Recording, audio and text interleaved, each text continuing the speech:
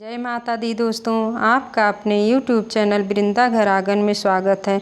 अश्विनी मास की कृष्ण पक्ष एकादशी को इंदिरा एकादशी कहते हैं। ये पितृपक्ष में पड़ने के कारण इस एकादशी को पितृ एकादशी भी कहा जाता है।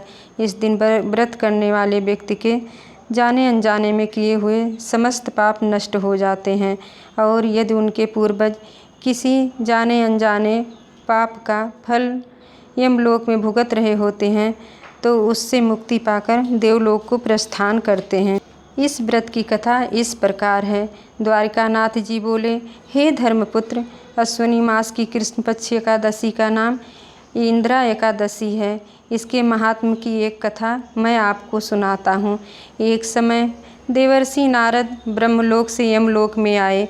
एक धर्मात्मा राजा को उन्होंने यमलोक में दुखी बैठे देखा।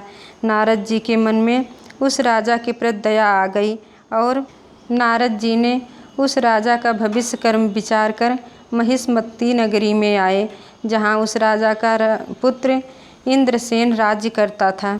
इंद्रसेन बहुत ही धर्मात्मा राजा था और वह विष्णु भगवान का भक्त भी था।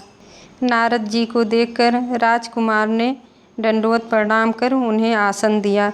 तब नारद जी राजकुमार से कहने लगे कि हे राजा, मैं यमलोक से आ रहा हूँ और तुम्हारे पिता को मैंने यमलोक में बैठे देखा है। मैं तुम्हारे पिता के पूर्व कर्मों को विचार चुका हूँ। कर्म के अनुसार राजा को स्वर्ग मिलना चाहिए था, किंतु उनकी एक एकादशी बिगड़ जाने के कारण उनको यमलोक मिला है। अगर तुम इंदिरा एकादशी का व्रत करके अपने पिता के नाम संकल्प कर दो तो उन्हें अवश्य इंद्रलोक मिलेगा। तब राजकुमार ने कहा कि हे मुनि, आप मुझे इंदिरा एकादशी व्रत की विधि बताइए। नारद जी कहने लगे, दशमी के दिन पितृ की श्राद्ध करके ब्राह्मणों को प्रसन्न करना चाहिए। कौआ और कुत्ते को ग्रास देना चाहिए। गाय को माता समझकर उनका यथाशक्ति पेट पूजन कुछ अधिक मात्रा में करना चाहिए। एकादशी के दिन मिथ्या भाषण नहीं करना चाहिए, अर्थात झूठ नहीं बोलना चाहिए। रात्रि को भूमि पर शयन करके प्रातः श्रद्धा सहित भक्ति भाव से एकादशी का व्रत करना चाहिए और ब्राह्मण को यथाशक्ति दक्षिणा देकर फलहार का भोग लगाना चाहिए। गौ माता को भी मधुर फलों को खिलाकर प्रसन्न करना चाहिए। रात्रि को जागरण कर विष्णु भगवान का पूजन करना चाहिए। ऐसी शिक्षा देकर नारद जी अंतर्ध्यान हो गए।